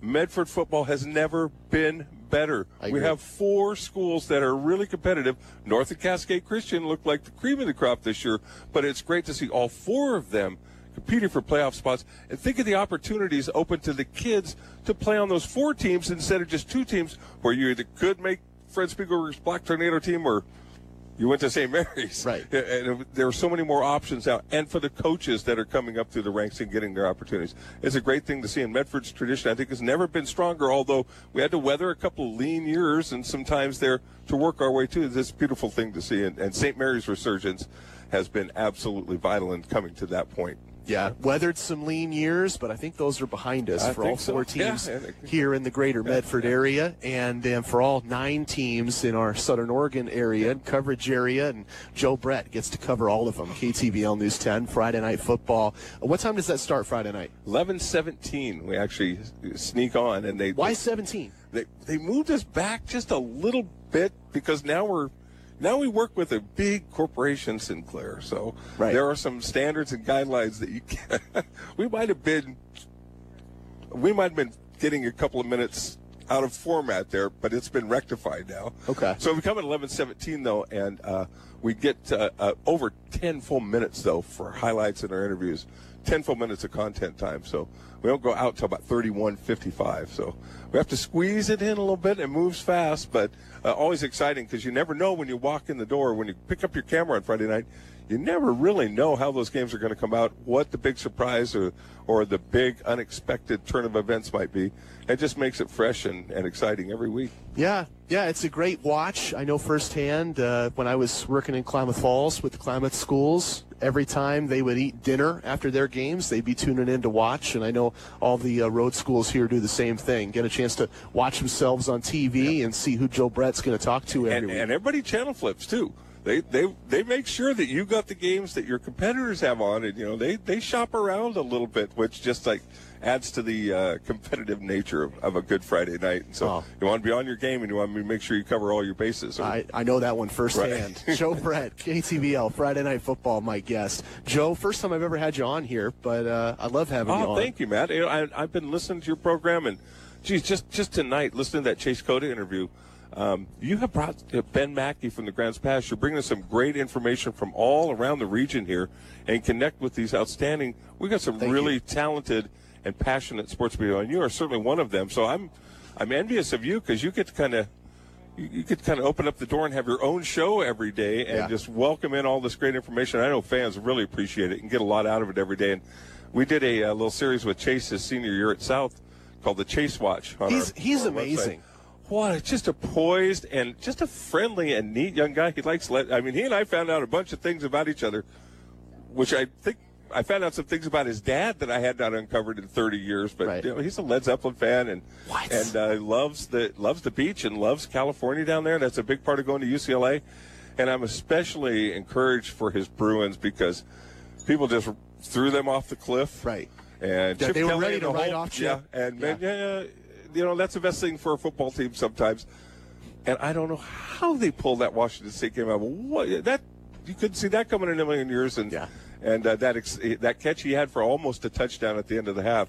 Boy, I'm just seeing things from him. It's like old times. I used to just see it up a little closer on the sidelines, closer and more personal. Now I got to watch it on TV. But great to see that transpiring for him, and great to see them fight back. That's the spirit of life right there. I totally agree. It's like I said with him a couple minutes ago, might be the best game I've ever seen. Right. We'll talk about that a little bit later. Also want to get into the NFL and my thoughts, 3 teams I like, 3 teams I don't this weekend in pro football. I'll get into that next. Joe, really appreciate your time tonight. Awesome, Mike. Thanks for having us, and look forward to talking with you some more. And keep up the good work, because it's always a great listen when I have time to get my radio on. And as I'm flying around on Friday nights, I'm listening to the radio. I'm not playing with my phone or anything like that. Oh, so I feel you there. I hear a lot of your great calls and appreciate your good work. Near and dear to my heart. I wonder what you're going to hear this week. Joe Brett, KTVL. That's Channel 10 on your television. Friday Night Football. And like he said, tune over at 11:17. You can remember that. That's a really unique start time, 11:17 for Friday Night Football.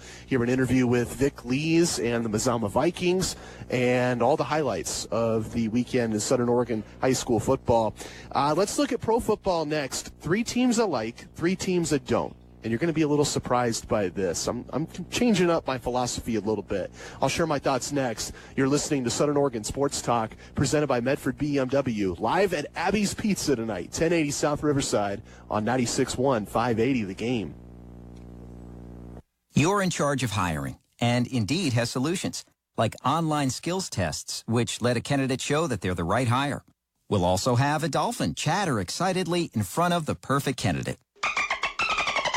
Okay, there's no dolphin.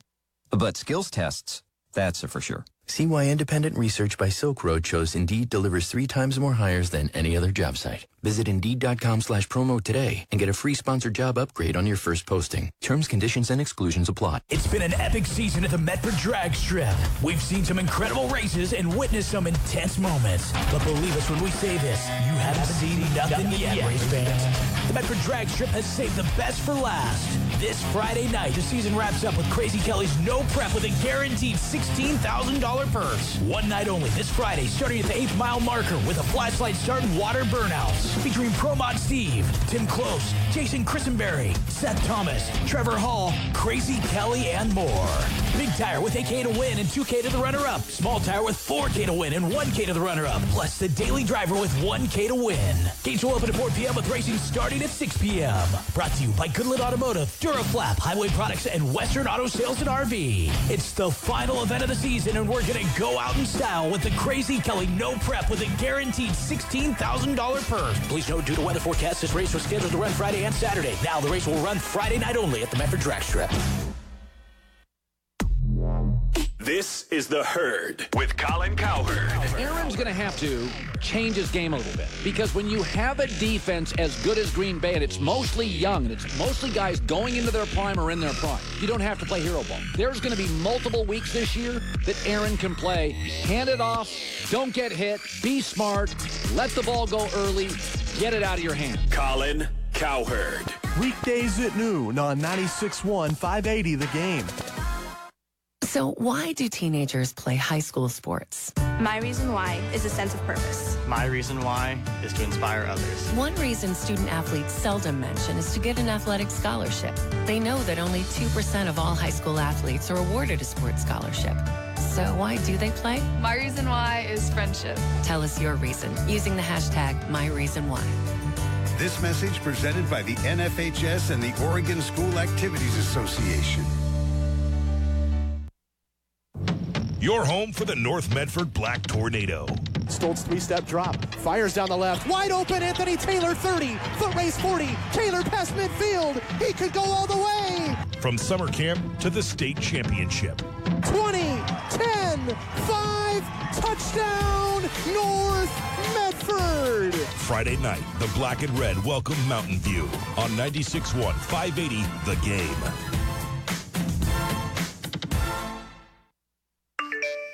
Did you just look down at your phone?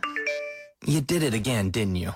You know, you're flying down the road in a 3-ton hunk of steel, and a text takes your eyes off the road for an average of 5 seconds. At 55 miles per hour, that's long enough to travel the length of a football field and cause some serious damage. Turn it off. Trust me, whatever it is, you'll live. Learn more at StopTextStopWrecks.org. Brought to you by the Ad Council and the National Highway Traffic Safety Administration. your home for the South Medford Panthers. He blasts the ball beyond midfield, caught by Boster with a running grab, 20. Boster 25, breaks a tackle, breaks another tackle. From summer camp to the state championship. Foot race, he's gone. Blink your eyes, and he's in the end zone. Touchdown, South Medford. Friday night, the Panthers travel to McMinnville on News Media 99.5 FM, 880 AM.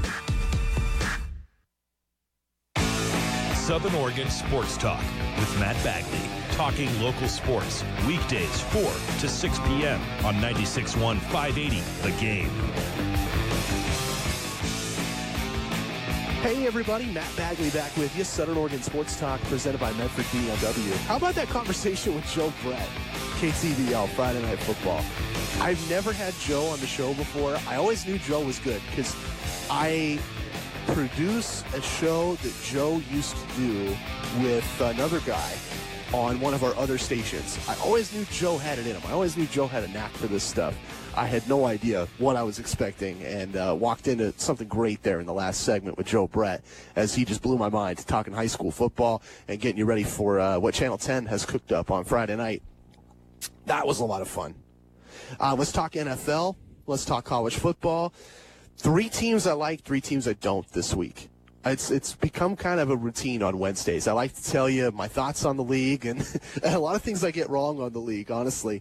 But this week, I look at this and I think this might be the toughest week for Pick'em all year because you've got a lot of teams like Tennessee where they have talent, they have players, and they have a coach that everybody loves.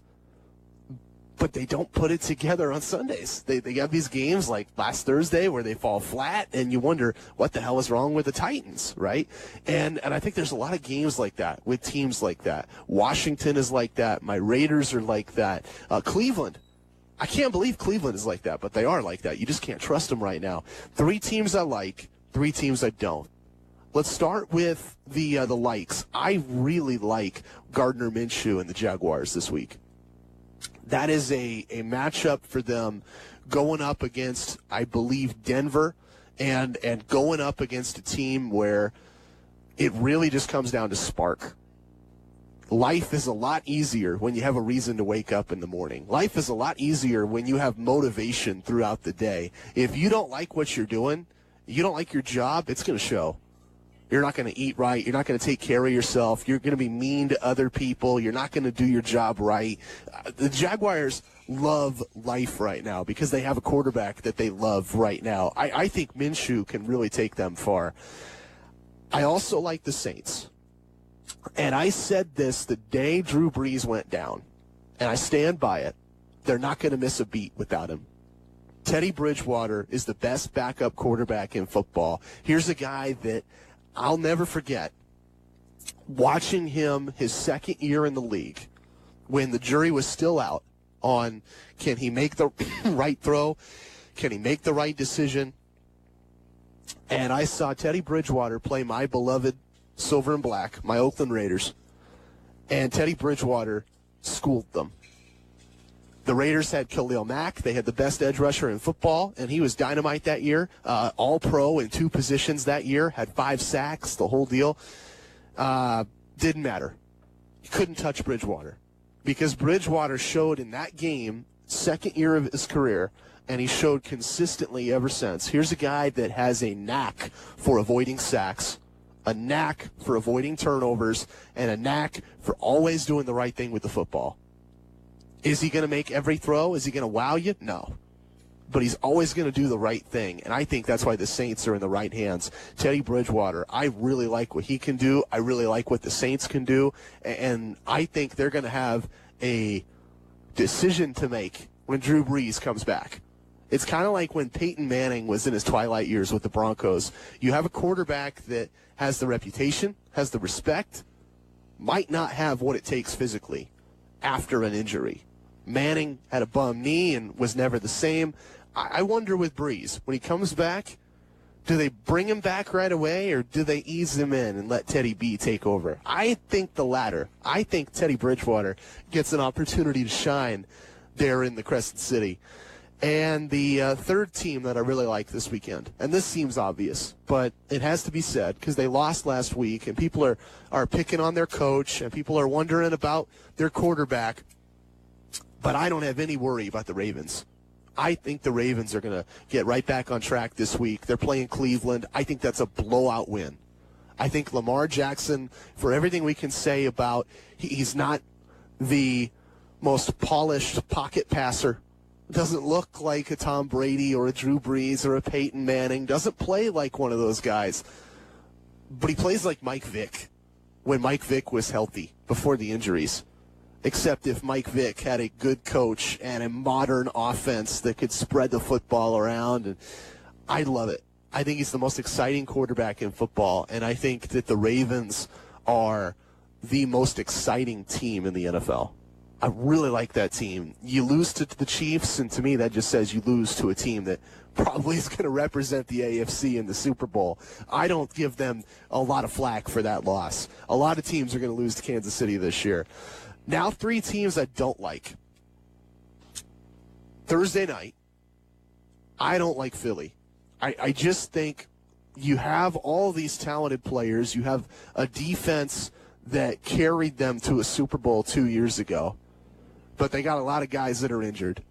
And you have an offense with Carson Wentz that you go into that Thursday night game, and we see this every week, and it's the biggest surprise every week in the NFL. Everybody says, oh, the home team's going to win, or everybody says, oh, the favorite's going to win this Thursday night game, and there's no chance. And then we realize Thursday night, the way these players' schedules are, they play Sunday, they take Monday off, they get up early on Tuesday. They fly out to the opposing team on Wednesday. And there's no time. There's no time to game plan. There's no time to prep. It would be like signing up for a class, and you show up to the final after skipping every single class.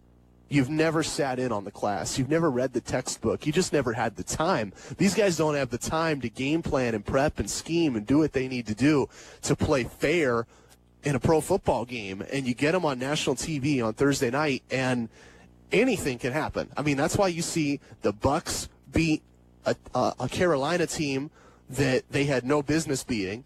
That's why you see the Jags smoke a Titans team that had a better QB, better running back, better coach, better defense. And I think that's why you see the Packers take it to Philly on Thursday night. You got a Packer defense that is good and young and new, and I don't think Philly has the time to prep them. So I don't like the Eagles this week. 2 other teams I don't like. I mentioned them already. I don't like the Titans. I'm tired of hoping. I'm tired of waiting for 2 things.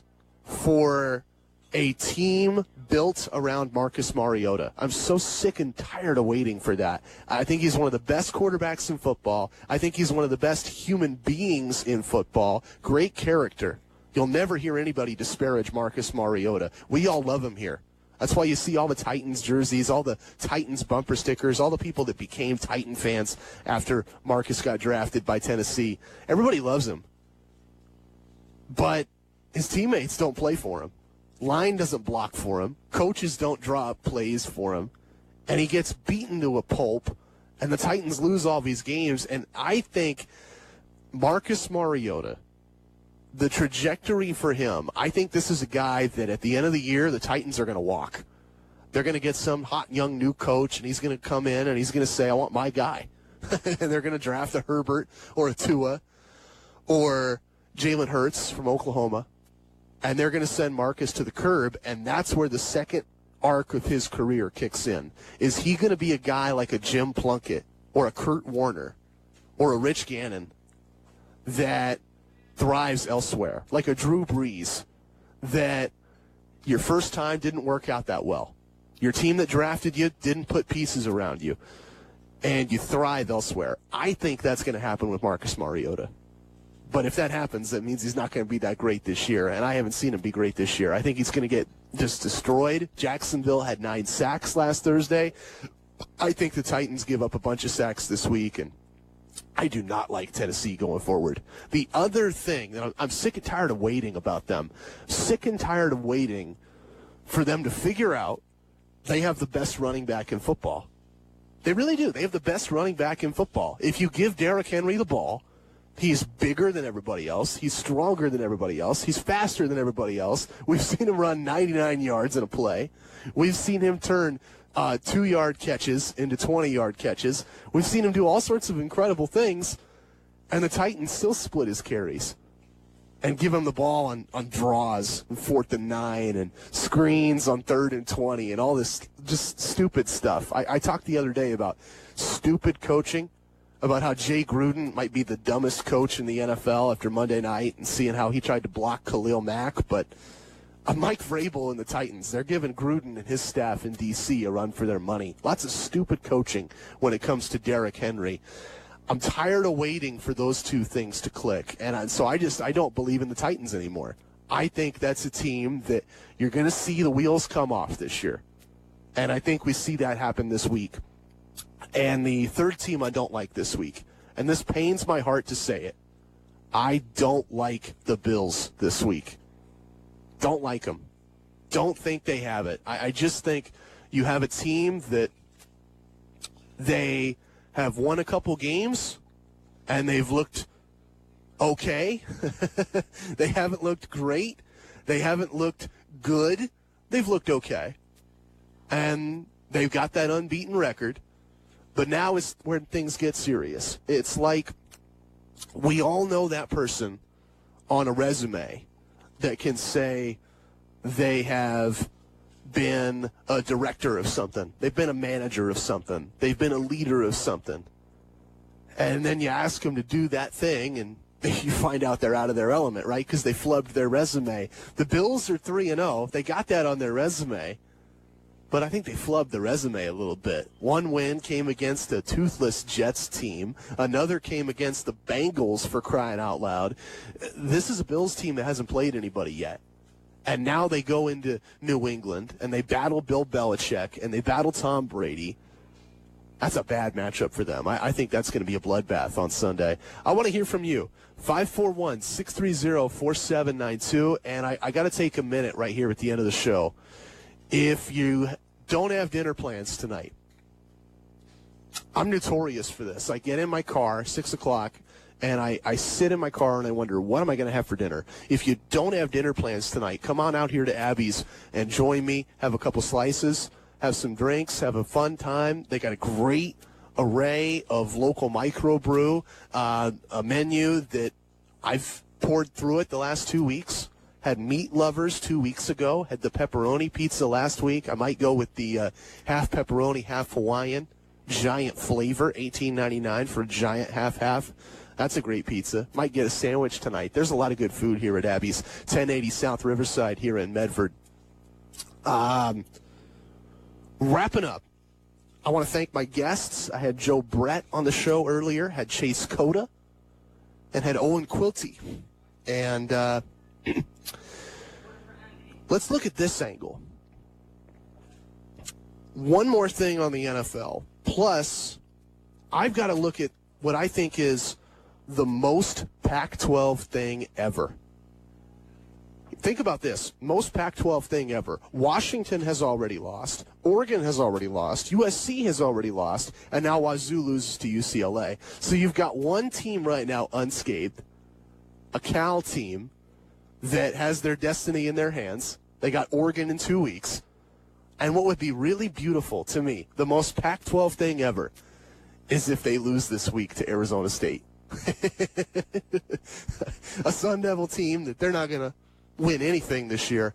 It would be so fitting. It would be so Pac-12 if ASU knocks Cal off the perch before the Ducks get a swing at them. Other small notes to wrap up. Concern for Saturday for Oregon State. I really like the Beavers this week. I think they can beat Stanford. I think they're the more physical team. I need to see discipline on defense. That's where they got beat the first 2 games of the year, and that's where I was really afraid for them against Cal Poly 2 weeks ago. If they aren't disciplined, David Shaw is going to scheme them to death. We'll find out what happens on Saturday. A lot of things I didn't get to, some things I will tomorrow. Mario Cristobal is a maniac. He's got a mental condition. I'll tell you what it is tomorrow, right here, 4 o'clock.